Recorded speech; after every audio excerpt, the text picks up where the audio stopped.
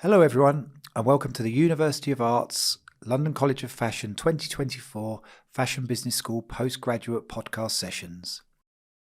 These series of panel discussions have been driven and influenced by the exciting and topical fashion industry related subjects researched and delivered by our postgraduate master's programme students for their final projects.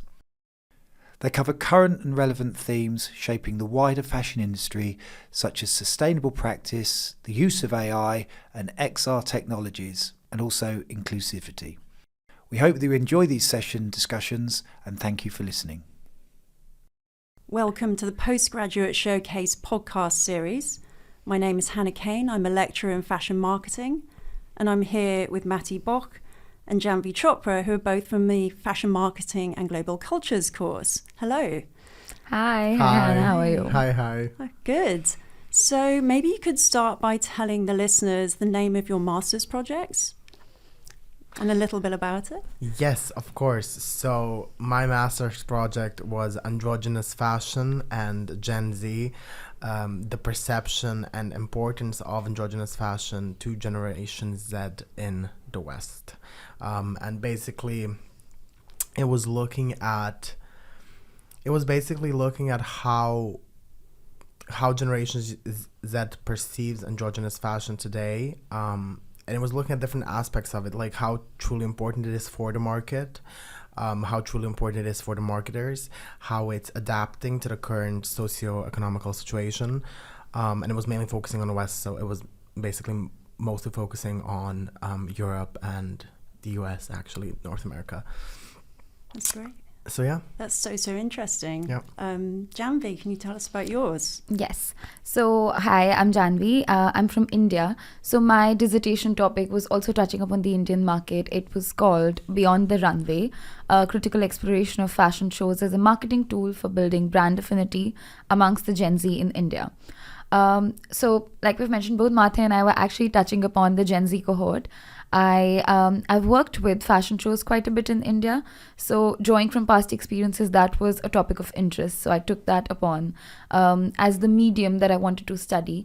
It is a growing medium and, there's not a lot of awareness in the Western world that India as a market has a very strong fashion industry.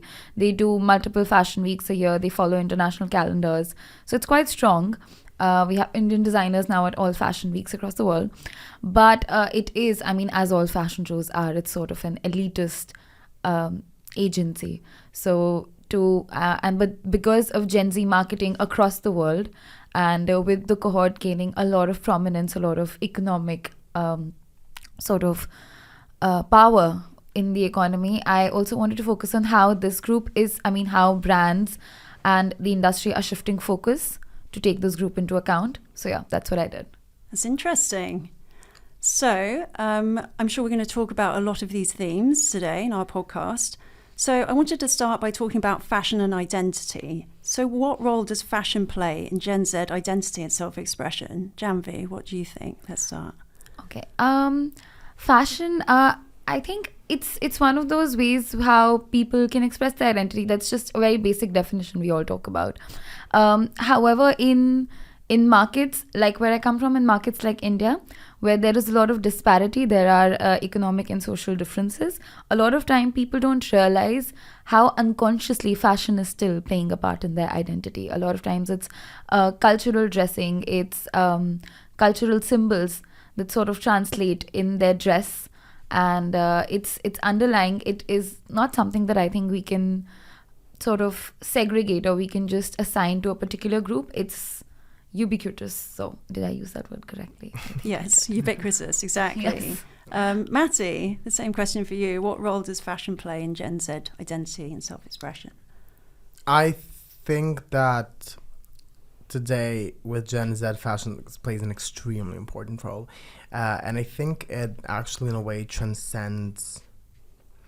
Well, from what I've researched and from what I've done, it's like a two-way kind of street, because in a way, if you look at it historically, it plays a big and certain role in terms of sexualities, nationalities, all of these things. Janhvi and me were friends outside of university, and just talking about, I'm from Croatia, she's from India, the different types of dressing, how something is perceived, how something is not perceived, I think is a big deal. Definitely sexualities, I think that the LGBT community has always tried so much to break out of specific norms, and fashion was, let's say, the closest and most accessible thing, and something really close to heart.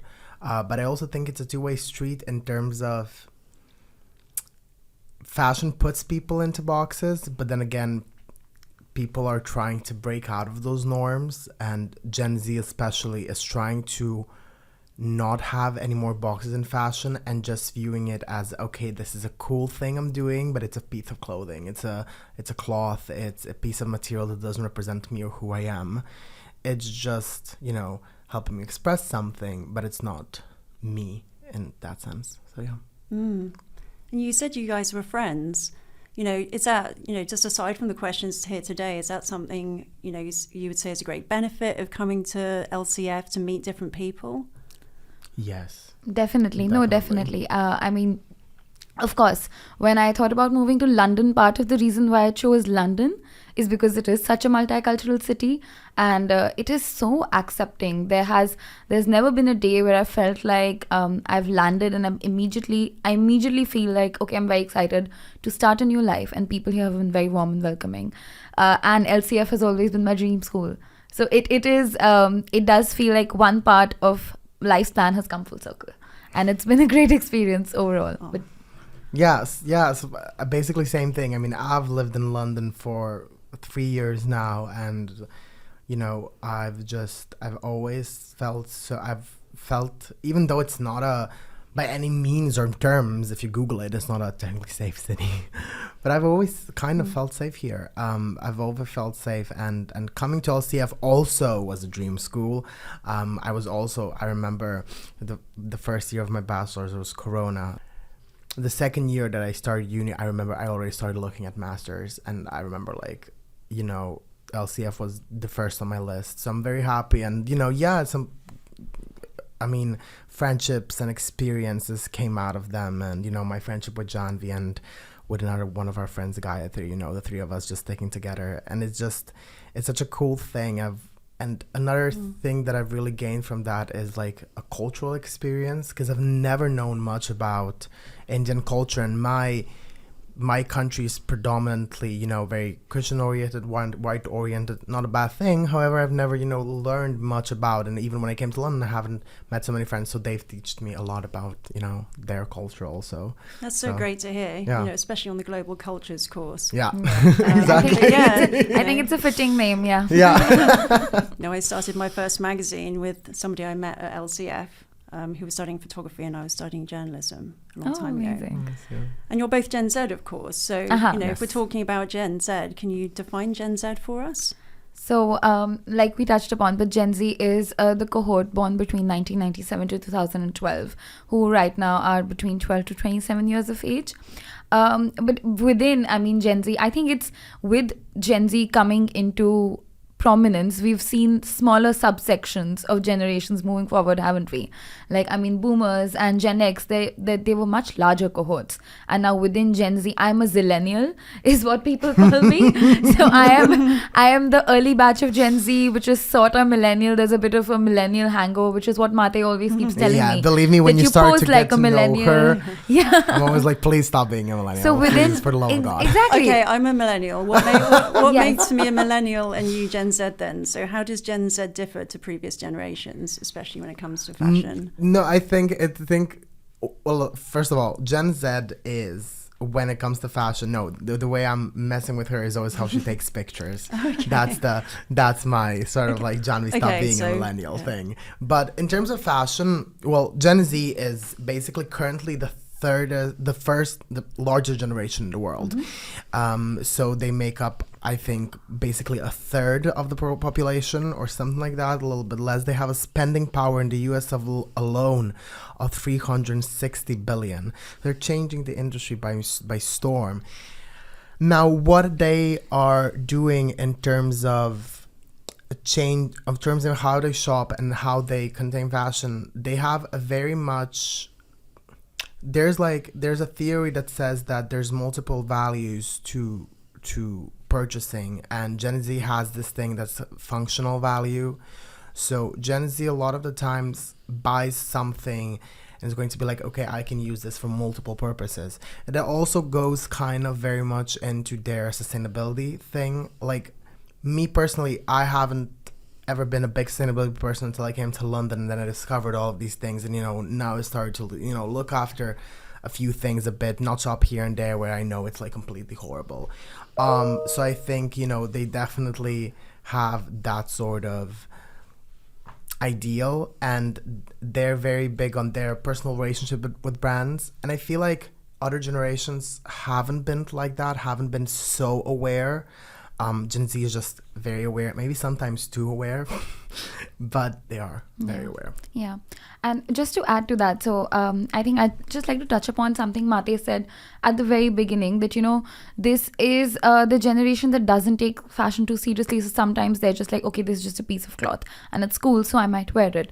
But there's also a contradiction here, because while we're not attaching too much prominence, so in that way, we're sort of breaking barriers again in conventional markets and from conventional parts of the world, where a lot of these things are really assigned and they're put into boxes. They're also treating clothing as a way to express themselves. And then sometimes these things that are just things become a really big part in expressing their identity. And this is a sort of a balance, and it's their choice. It's very situational, it's very subjective, that two pieces of clothing can also act as an expression of myself, but can also just act as a very cool thing that I'm following just a trend. Yeah. I mean, I'll definitely say that fashion was a huge part of me growing up and just becoming the person I am today. And I love to wear bags. I'll never forget the first time I ever wore like a bag. And the first time I maybe had like the bravery, not bravery, but I was brave enough to like wear even a woman's bag. I think that we attach so many meanings to it. But I think as you also start growing up, I also realized that even though it represents so much, it also doesn't make me who I am, kind of in a weird way. But yeah. It's just personal experience. So sort of something you said, Matej, was very interesting, and it's about sort of challenging traditional gender norms in a way. So how do you think Gen Z is doing that through the medium of fashion, and how do you think gender norms are changing? So we basically genderify a lot of things. We genderify colors, we genderify pieces of clothing. If you look at it historically, it's changed drastically over the times. Now it's completely normal for a woman to wear pants and a suit. When YSL did it with the tuxedo. Yeah, the smoking. Yeah, the smoking. I love tailoring. The less smoking. I wear it all the time. Yeah, it's a beautiful piece of clothing. When it was done, it was so controversial. Actually, also, France, and I did this also in my research, did you know that France had a law that prohibited women from wearing pants? It was overturned, when, in 2013. Yes. Oh my God. I mean, obviously women were wearing pants in 2013, but it was just sort of, it was there. I was not aware. Yeah. So it's such an interesting, and when you look, it was so like, I remember this really famous actress was one time turned down from a casino in Monaco in like the 70s or 80s because she wore pants. And I think today, but if you look at it, men wore heels in France in the 18th centuries. Men wore togas, which were like kind of dresses in ancient Rome. If you also look at the time frame right after the Second World War, before Dior came to the scene, when women wore this very boxy suits, it was also very androgynous.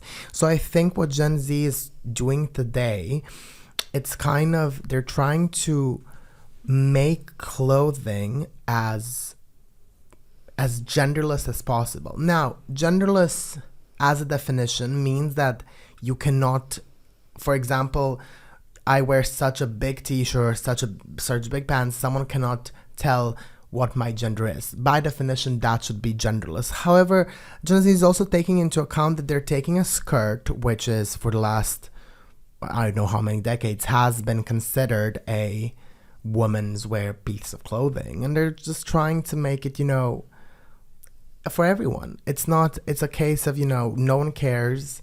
It's a piece of clothing. It doesn't define anything. It doesn't, so they're trying to do that, and they're trying to, I think, break gender norms by just saying, a piece of clothing does not define your gender. The shape of it does not define who you are. We all have different shapes and sizes. It's all okay.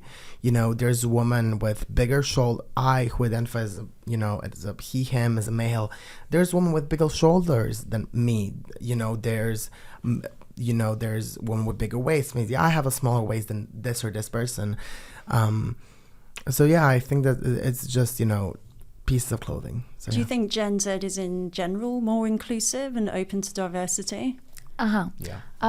So actually, there's a very interesting point that I discovered upon my research, is that this generation, I mean globally, not just limiting to certain markets, is up until now has had the most exposure to pop culture. It is that generation, with digitization that came into account. It was the first generation where kids and teenagers started having phones globally. And with that came the power of the internet. And because of that, I think fashion has evolved. Fashion has come much more in the forefront. Like, I don't think our parents were ever that concerned. So once borders are blurred, they also lead to, interaction between different communities, and you are more aware of what's happening around the world. Take, for example, just the experience of coming to LCF and meeting people like Matej and meeting people from across the world. They come to you with many more ideas, and now you have an access to those ideas sitting at home. So I think it's drawn from a very human sentiment of curiosity, and like Matej said, not giving too much power to material possessions, not giving objects that much power over human expression. Yeah. So That's interesting. So what are the most important values, do you think, to Gen Z? Social empathy. Social empathy, definitely, and just freedom of expression. Freedom freedom of period, expression. I think, Because also. how I come to, when I say that phrase out loud, freedom of expression is something used in media for say lawful purposes, but it's just a freedom of expressing or being able to express who I am or how I am, and without any sort of judgment. And the thing that it's just the sentiment that everybody should be able to do that. Yeah. And what values do you expect from brands in order to be successful with the Gen Z segment? I think a very big thing. Digitalization. Digitalization. Have a website. Yes, be And social digitalized, media. believe me. Yeah. However, it maybe works for Goyard. It won't work for you if you're a new brand, believe me. Yes. Sorry, talking from work experience, from study experience, from every single experience I've had. Have an Instagram, guys. Have an Instagram. Yeah. It's important. Yeah, no, absolutely. And also to be more aware and more culturally sensitive. I think cultural appropriation is very passé, and brands cannot afford to be called out for that anymore, which still happens. It happens every season, every year. Balenciaga, there's somebody or the other. Last year, whoever. Someone now. Zara with the Palestine campaign. Yes, that now they came someone out of. very recently apologized for also something. I can't remember for. I'm like, guys, all allegedly. Yeah, all allegedly. I'm like, allegedly. yeah, guys, who's doing your PR? Come on, keep Yes. up. No, I agree. Yeah.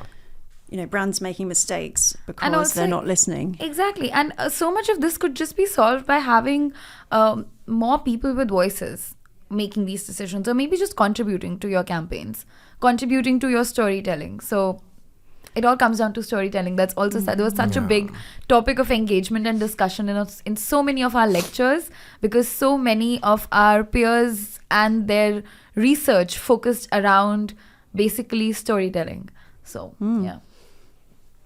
Which I love and I talk about in Which you marketing, do. marketing communications I as think well. that's my favorite part of marketing stories. I think that's Yes. always been, my favorite. That is the essence of marketing, isn't it? That's why I came It's into telling marketing authentic and- stories Yeah. about brands Exactly. as well, which is important. And as a Exactly. brand, and obviously a brand needs to be able to tell their story. But I've personally worked with people who are. So my brain is like half fashion creative, half business. And I've personally worked with people who are only business and fashion. I've personally worked with designers who are only designing. It's very hard to work with someone who's completely a creative when you also have the business side to think about. So you obviously do need, the brand to tell its own story, but then you also, I think, need us as marketers to know exactly how to tell that story and how to translate it. Yeah, because obviously, something that, a story that you'll tell in the UK, a story that you'll tell in London, a story that you'll tell during Paris Fashion Week. Yeah, hun, it's not the same story you'll tell in India, in New Delhi during New Delhi Fashion Week. Like it can be exactly most of the time, at least. And I think that's how the whole concept of Gen Z marketing as a very important strain and a very rigorous strain is how marketers call it, that, oh my God, Gen Z marketing is taking over the world. It's also taking over my life. So that's how Gen Z marketing has come into account, right? Because these are stories that need to be told, but people are maybe listening to them more actively now. So it's not just something that you can whip out a campaign and maybe people have a bit of a reaction, or maybe they'll just let it go, because now everybody has a platform and everybody has a voice. So and the Gen Z is a very vocal cohort to be talking about. So we talked about digitalization and social media, and we've touched on that a bit. And social media, is an incredibly important channel across its different touch points: Instagram, TikTok, Snapchat, etc. So I was wondering, how has social media, especially platforms such as Instagram and TikTok, shaped Gen Z fashion choices? I think it's also complicated. I think it's done both. Look, someone who works a lot with Instagram, I always say, guys, Instagram is crucial. Instagram, TikTok, social media are unfortunately crucial today. Marketing, at the end, is only business. Like, I'm sorry, it's only business. However, and people say... And storytelling. However, people say, all these fake lives on Instagram, all these this and that. I'm like, guys, yeah, that's good marketing. I'm sorry, it is. Like, being able to tell a story, even if it's not a real one, and be able to sell it creatively, that's good marketing.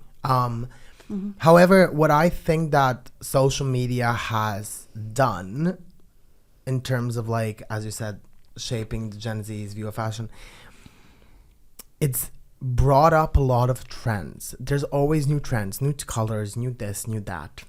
However, if you think about it logically, that goes against being sustainable, changing trends every now and then, bring new colors. So, and then, Shein is horrible, but also everyone's ordering off of it, You want that new burgundy jacket that you saw at a Prada show, but also, you maybe won't be able to afford it from Prada, so you're buying it at Shein or whatever, you know what I mean? So it's also brought that.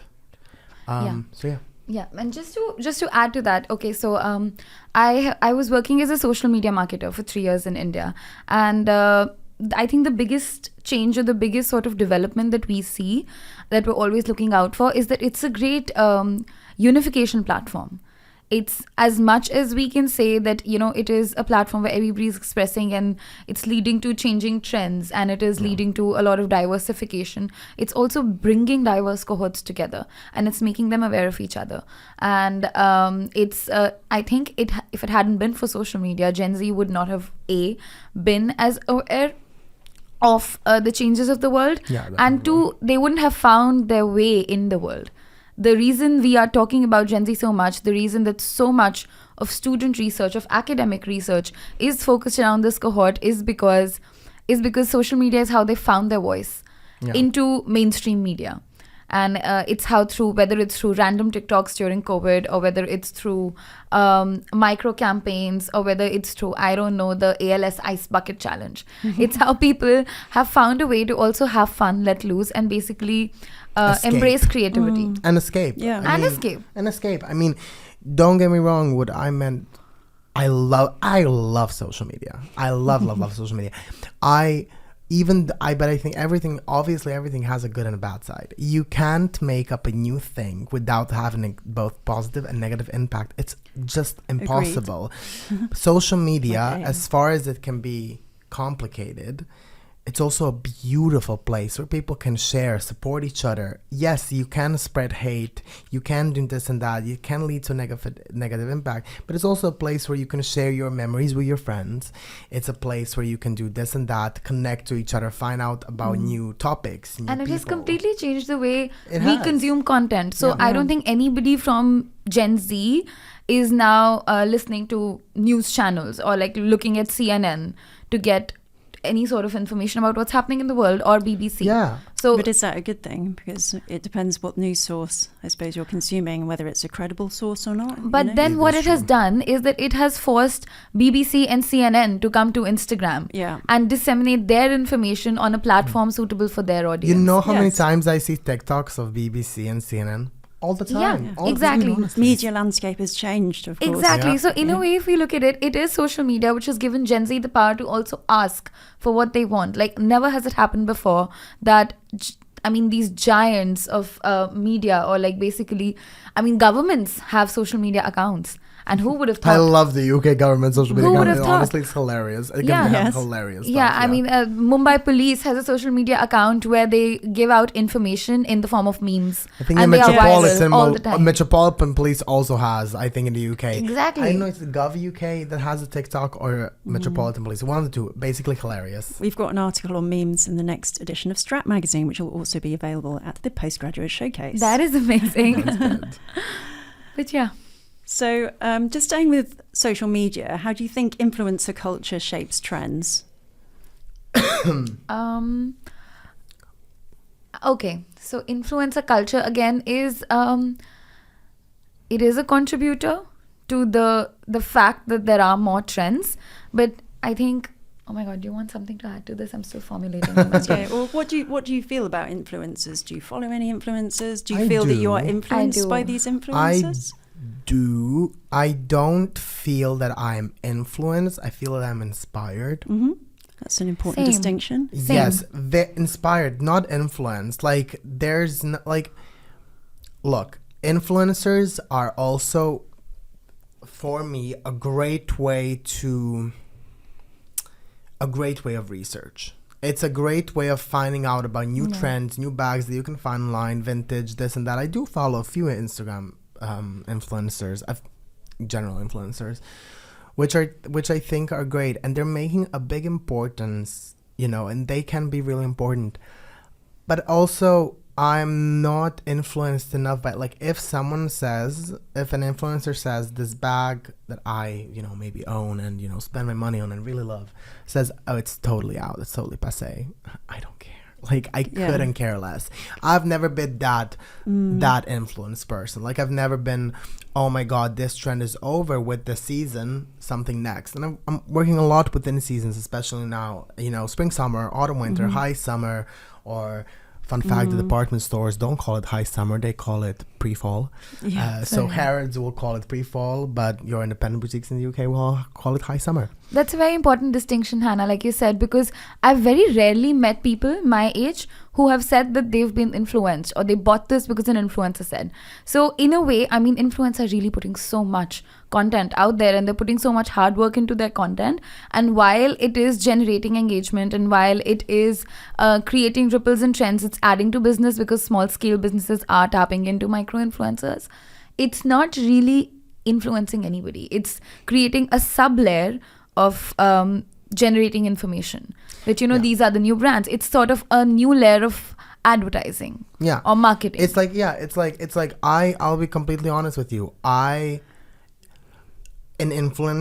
might see an influencer wearing a bag that I really like, and I'll be like, oh, I'm buying this bag. But it's not because that influencer it's because I like the bag. However, so it's really for discovery and awareness. Yes, Exactly. it's in a way Absolutely. of discovery. It's not really kind of convincing anybody. Yeah. It's merely It's just a landing it new at way the of top of the looking at funnel a brand on people's- endorsement. Yeah. Okay. Yeah, exactly. And that's true. I do feel like social media is very good for that awareness and discovery end of the customer journey. Yeah. And well, thank you, Matej. Thank you, Janhvi. And it was great to talk to you. Yeah, Thank you so Hannah. much, It was Hannah. great We to talk really to you. enjoyed that. Yeah. Yeah. Thank you so much. Great. Thank you.